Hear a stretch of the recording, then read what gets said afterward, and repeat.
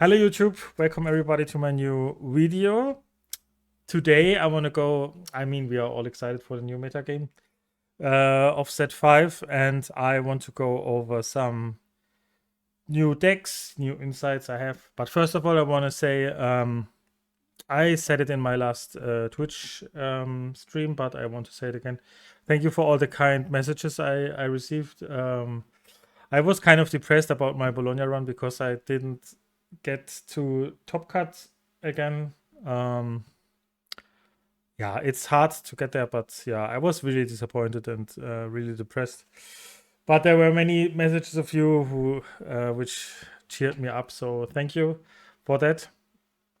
And yeah, for me, won't go to Toronto, so I don't care about set 4 anymore, and I'm totally into set 5 now.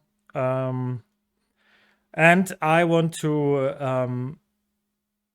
I want to be hopefully able to play an aggressive tempo deck again, because that's my kind of play style, and that's what this video is about. I want to give you some insights what I think new aggro tempo decks could be like. I think they could be really strong again, and I think maybe we could have for the first time in the game top tier aggro deck. I will go over that soon. I have 3 decks.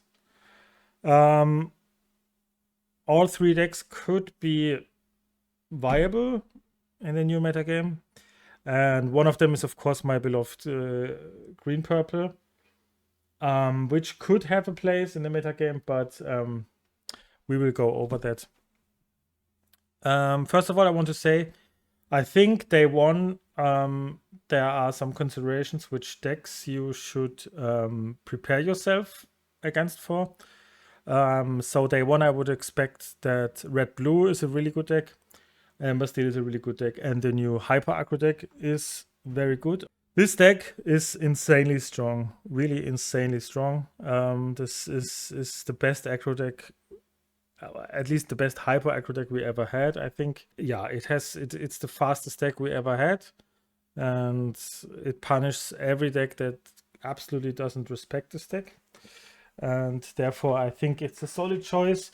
It could still, I wouldn't be surprised if even some top tier players would bring something like this to a DLC or something, because it's just so powerful and does the things it wants to do so effective.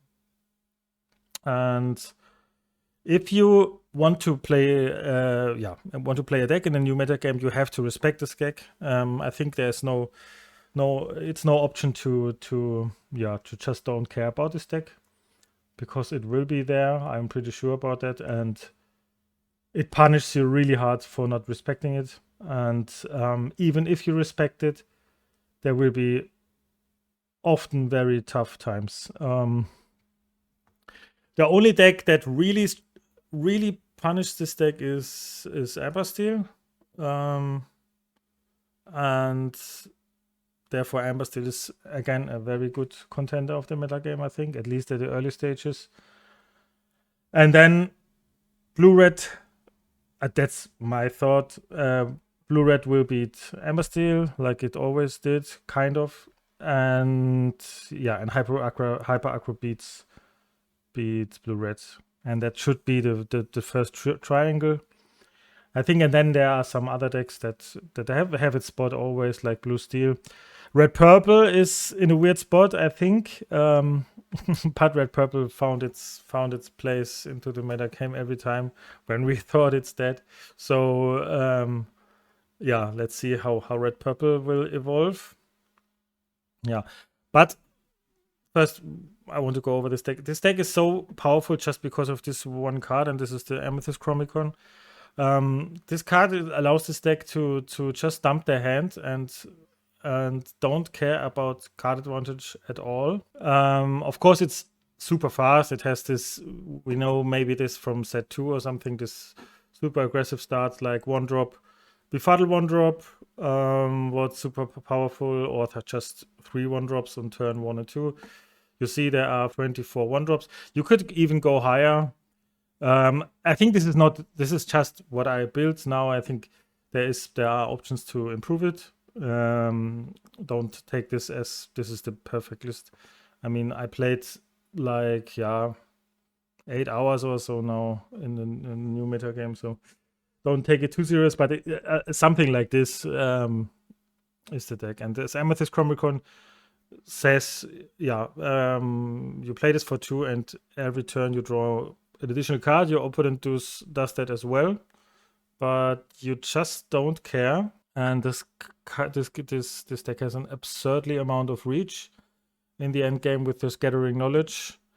I underestimated this card a lot. This is so much reach in the end game. And of course this goat things, and also Baloo and Donald Duck. There's so much reach in this deck, and it goes so easily to 10 or 12 lore, and then you will have a hard time, because the problem is in the old Aggro decks had this issue that all of its cards are of course very inefficient regarding card advantage or board presence, or how you say that, like Lilo or Maleficent. And this issue is totally gone out of this, because once this Amethyst Chromicon is on the board, you play each turn 2 characters on the board with average, I would say, 3 or 4 lore in total, and you force your opponent to deal with that every turn.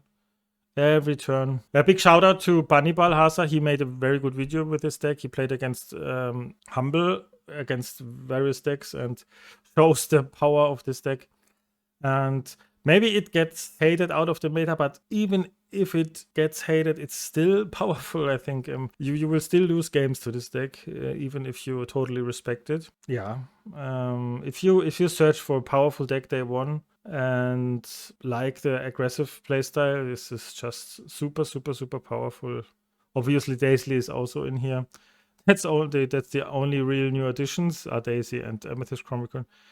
Some people say Daisy is overpowered. I mean, Daisy is a good addition, but Daisy does not nearly the same that Chromicon does in this deck. Yeah, try it out and be surprised how good this deck is, because it has so much reach. And with that in mind, I have 2 other decks. The first deck is Amethyst Steel. I didn't play this deck yet, so maybe it's not good. Maybe the build is not perfectly, but I think you have to be aware of the hyper aggro deck, and therefore you need to build your deck to beat it. And I think Amethyst Steel has some good tools for the meta game in total, and for Amber Amethyst as well. For example, Bancha can deal with the Chromicon, and that's really good. Also some cheap removals. I think Tinkerbell and such stuff are too expensive. I think maybe if you play the 3-drop Tinkerbell and then shift. But to play turn 6 Tinkerbell is very, very slow against the Hyper Aggro deck. I think that's not a good tool. Good tools are Fire the Cans or Baboom and such stuff. And this is also very aggressive, so you raise while hopefully dealing with efficiently with their characters. That's the goal of this deck. You need also very good aggressive characters to be able to raise it. So these 2 lore characters are really, really important, I think, because it forces your opponent in these aggro matchups sometimes to trade instead of questing themselves, and that's a weird spot for them. And I think also aggressive mirror matches are very skill dependent. Other than some people say it's not just turning sideways. It's exactly knowing when you can raise and when you have to trade. And something like this could be very good, I think. Also, we have of course the new Pete. Some people say Pete was overrated, but because it sees not much play in the first days. But I think the meta, just by this card existing, adapted to just by this card existing. For example, Blue Red is going back only to play only for Zizou and not for B-Prep anymore. I think one reason is Pete for that, and so this card is still broken. And that's what I said in the beginning. It could be that this card is bad, but only because the meta adapts to this card. It's kind of weird spot. Because if no one plays actions anymore, this card is bad, of course, when you play it. But because of just this card existing, makes the people adapt their decks, and that's a sign for a very powerful card and effect. Yeah. Other than that, the new Mickey Mouse is a very good aggressive character, I think. Not many people talk about this card, but I think it's really strong. Resist 1 for 1 is really strong. Survives many things. Can trade efficiently. Survives even grab a sword or something. Doesn't get damaged by Tinkerbell or something. I think that's a very good 1-drop. What do you want more from a 1-drop? Also, yeah, I think we go back to hooks and Rafikis in our decks because we need to trade efficiently. I think that the decks in total get a little bit more lower curve. I would be really surprised if we see some greedy red-purple decks again with only 4 1-drops and 4 2-drops again. I would be really surprised, at least at the first stage of the meta game. If the Amber Amethyst is really hated out of the meta, would be really surprise me. Then, of course, it could change, but I don't see it right now. Yeah. Other than that, this does normal purple steel things with a little bit more aggressive style, because Pete is also good against, yeah, it's still good even if the B preps go lower. It's still, yeah, you can a well-timed Pete is still very strong. Also against Episode or something. It's mainly for the wheel decks. I think against the wheel decks he's really strong to prevent them from, yeah, it could make them a whole turn useless. I mean, they will adapt to this, but if they ramp, this blue steel ramps up, plays Cogsworth, has only 1 card left, and that's the wheel. And then you play Pete, and they're doing a whole turn nothing, maybe. And even the threat for this is good enough, I think. So I could see this be a solid contender. Amethyst still had always the issue that it's very strong on the play and kind of weak on the draw. But let's see how this works out this time. But the final deck is my heart and my soul, and it's green purple. I played a lot. This deck I played a lot in the last 2 days against red blue and hyper aggro mainly. The problem is we can build green purple to beat hyper aggro relatively consistent. I mean, with relatively consistent, I mean you win on the play really consistent, and on the draw you have a really good shot, like 50-60% or so. So I would expect the total win rate like 60-70%. I could imagine, but the problem is how strongly do you commit to do that? Because we have one really good tool against the hyper aggro, and that's Lyle. Lyle is absolutely absurd. What's this lore drain from him? This is absurd. It's just absurd. He's also decent against some other decks. I mean, he can give Hiram, Reckless, and such things, and Tamatoa, but not super strong.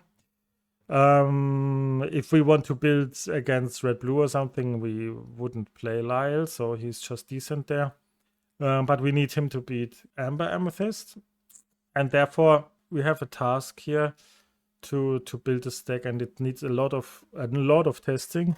I will test this deck a lot. Yeah, because we need to play to build it fast enough to beat the controlish decks, because the problem is red blue is going back now to this ice block CISO builds, what we were really weak to. I mean, the human CISO was a real problem for us. And it's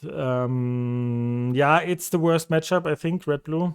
We got some tools to get better. Till now, I didn't find the spot where I think the win rate against red blue is satisfying for me. So I have to test many things. Here are many cards of the new set where I just want to try them out, and I think many of them will be not good enough in the end. What's not in here, for example, is Anna. I played Anna at first, and she is not good enough, I think. She was a little bit appealing to me because she's very versatile, but she's just too fair in what she does. She's never a good turn 5 play. she's sometimes an okayish turn 5 play, but never a really good turn 5 play, and that makes her not good enough. I could see her maybe as a one-off to make my opponent respect it, because sometimes they to prevent my opponent to have just one card left. I mean, for example, red blue, sometimes they ramp up and leave just their Hiram as last card in the hand, and then you could play Anna to remove the last card in the hand. That's the most powerful thing she can do. But your opponent can play around it relatively easy, but has to do it if you play Anna. So I could see her as a one-off or something, but she's uninkable, and that's hard because we have many uninkables, sadly, in this set. One of the best additions we got is Banzai. Banzai is really, really, really strong. That's exactly the card I always wanted for this deck, because in the past we had only the option of Merfolk Flynn. Merfolk Flynn was really weak on the draw, especially against red purple or something. And Banzai is the perfect card because it's powerful offensively and defensively, and that's all I wanted.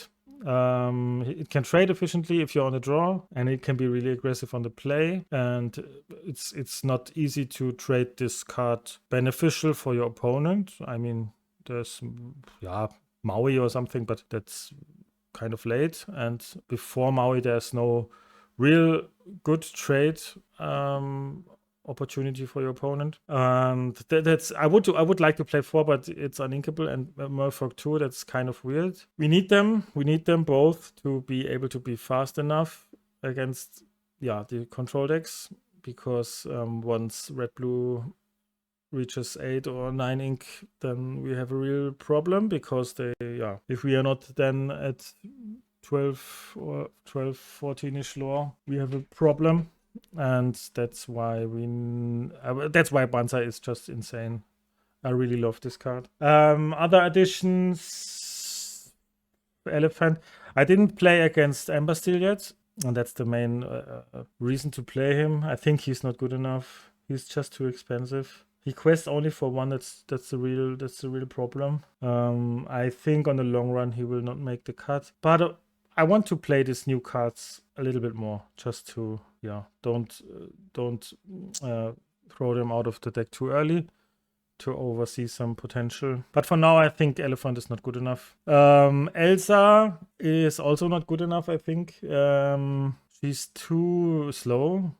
I was really high on her, but 5 is a lot. 5 is a lot, and then she's not a real threat. Sometimes she can trade efficiently, but you often want another card than Elsa in this spot.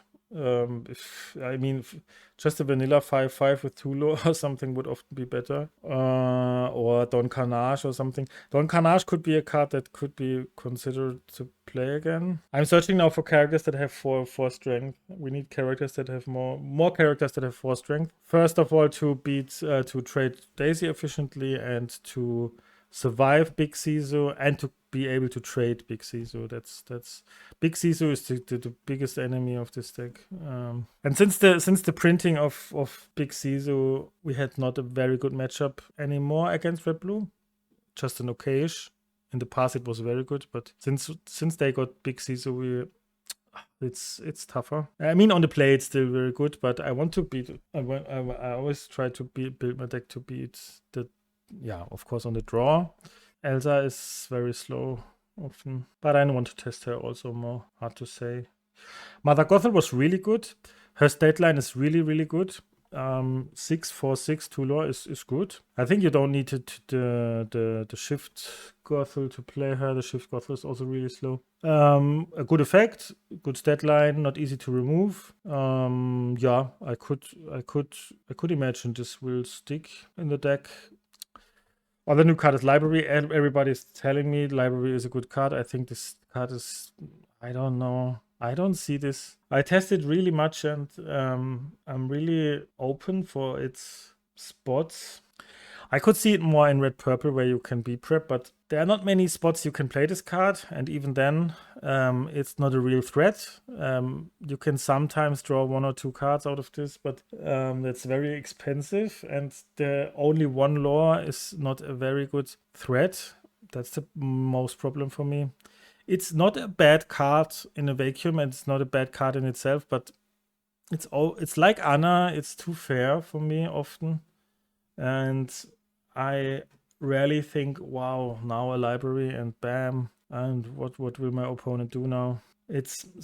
I mean, you have always these perfect situations in mind where your opponent has two exotic characters, you have two characters that can both trade their characters, and then you play this on turn 5 and move both there and both trade efficiently, and then you draw 2 cards, and this is still on the board. This is so rare. I mean, some people telling me, yeah, before B prep, but I think B prep is not. I don't know if B prep is the card of this format anymore. CISO is a way more efficient way, at least for this early stage of the meta game, to deal with to board wipe, to deal with aggressive playstyles.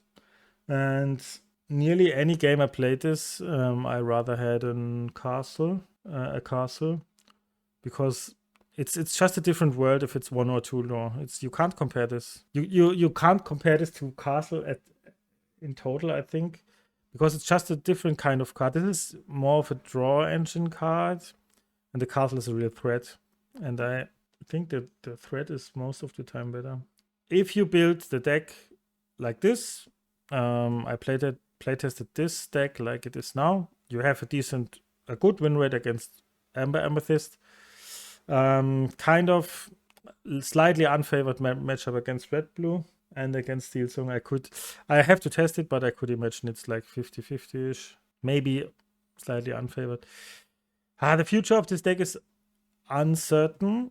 The thing is, green purple was always very, very strong into red purple, and if red purple is hated out of the meta due to the meta game, then green purple will also have a tough spot.